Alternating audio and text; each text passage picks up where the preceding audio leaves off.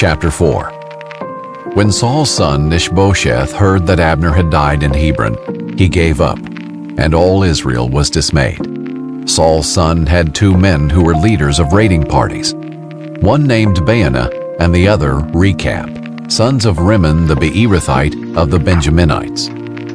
Beeroth is also considered part of Benjamin, and the Beerothites fled to Gittim and still reside there as aliens today.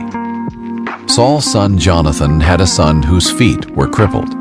He was 5 years old when the report about Saul and Jonathan came from Jezreel. His nanny picked him up and fled, but as she was hurrying to flee, he fell and became lame. His name was Mephibosheth. Rechab and Baanah, the sons of Rimmon the Beerothite, set out and arrived at Ishbosheth's house during the heat of the day while the king was taking his midday nap. They entered the interior of the house as if to get wheat and stabbed him in the stomach. Then Rechab and his brother Baanah escaped. They had entered the house while Ishbosheth was lying on his bed in his bedroom and stabbed and killed him. They removed his head, took it, and traveled by way of the Arabah all night. They brought Ishbosheth's head to David at Hebron and said to the king, "Here is the head of Ishbosheth, son of Saul, your enemy, who intended to take your life. Today the Lord has granted vengeance to my lord the king against Saul and his offspring." But David answered Rechab and his brother Baanah, sons of Rimmon the Beerothite, "As the Lord lives, the one who has redeemed my life from every distress when the person told me, 'Look, Saul is dead,' he thought he was a bearer of good news, but I seized him and put him to death at Ziklag. That was my reward to him for his news. How much more when wicked men kill a righteous man in his own house on his own bed? So now should I not require his blood from you and purge you from the earth?" So David gave orders to the young men, and they killed Rechab and Baanah. They cut off their hands and feet and hung their bodies by the pool in Hebron. But they took Ishbosheth's head and buried it in Abner's tomb in Hebron. Chapter 5. All the tribes of Israel came to David at Hebron and said, "Here we are, your own flesh and blood. Even while Saul was king over us, you were the one who led us out to battle and brought us back.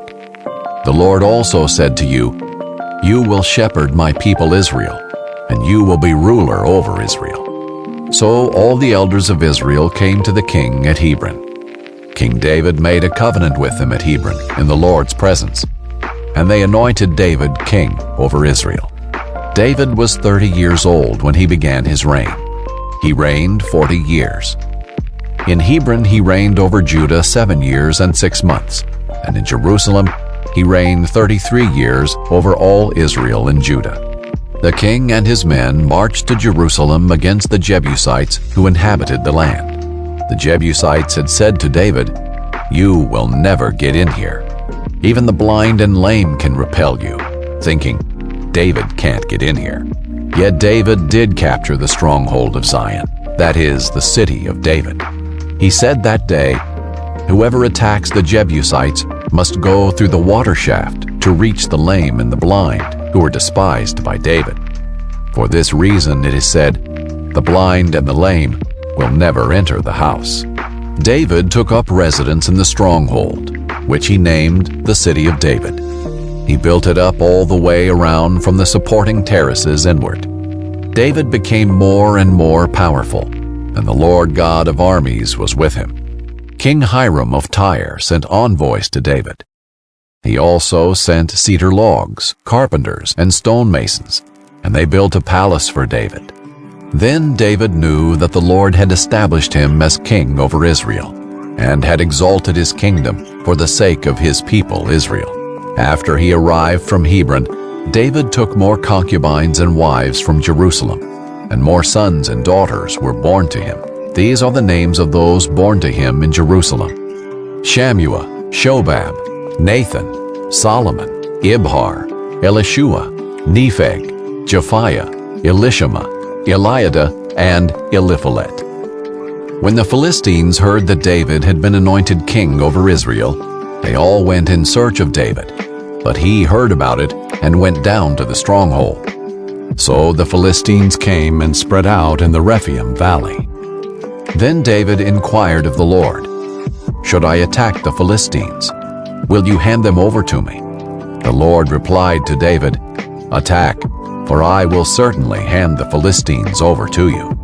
So David went to Baal Perazim and defeated them there and said, "Like a bursting flood, the Lord has burst out against my enemies before me." Therefore he named that place, "The Lord bursts out." The Philistines abandoned their idols there, and David and his men carried them off. The Philistines came up again and spread out in the Rephaim valley. So David inquired of the Lord, and he answered, "Do not attack directly, but circle around behind them and come at them opposite the balsam trees. When you hear the sound of marching in the tops of the balsam trees, act decisively, for then the Lord will have gone out ahead of you to strike down the army of the Philistines."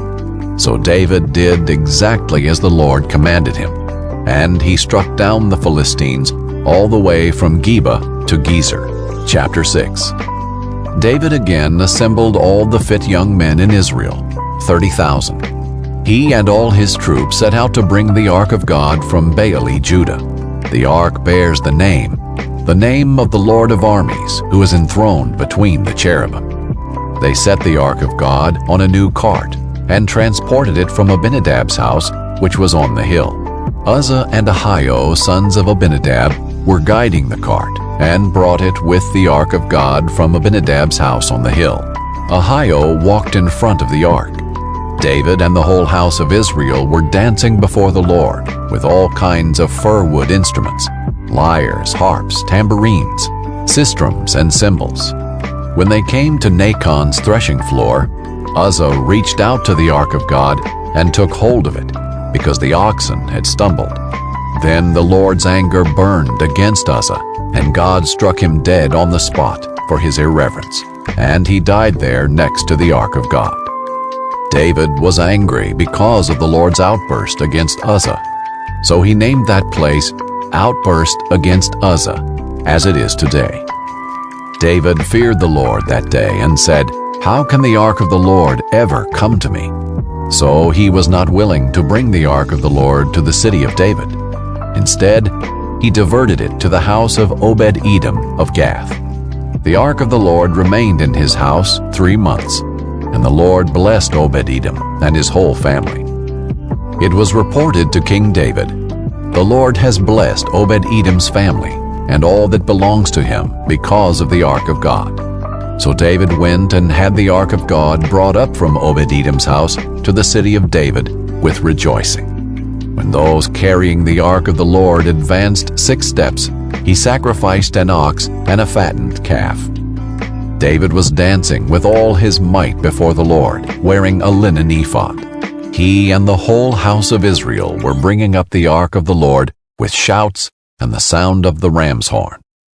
As the ark of the Lord was entering the city of David, Saul's daughter Michal looked down from the window and saw King David leaping and dancing before the Lord, and she despised him in her heart.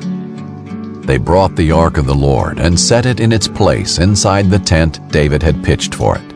Then David offered burnt offerings and fellowship offerings in the Lord's presence. When David had finished offering the burnt offering and the fellowship offerings, he blessed the people in the name of the Lord of armies. Then he distributed a loaf of bread, a date cake, and a raisin cake to each one in the entire Israelite community, both men and women. Then all the people went home. When David returned home to bless his household, Saul's daughter Michal came out to meet him. "How the king of Israel honored himself today," she said. "He exposed himself today in the sight of the slave girls of his subjects, like a vulgar person would expose himself." David replied to Michal, "It was before the Lord who chose me over your father and his whole family, to appoint me ruler over the Lord's people Israel. I will dance before the Lord, and I will dishonor myself and humble myself even more. However, by the slave girls you spoke about, I will be honored." And Saul's daughter Michal had no child to the day of her death.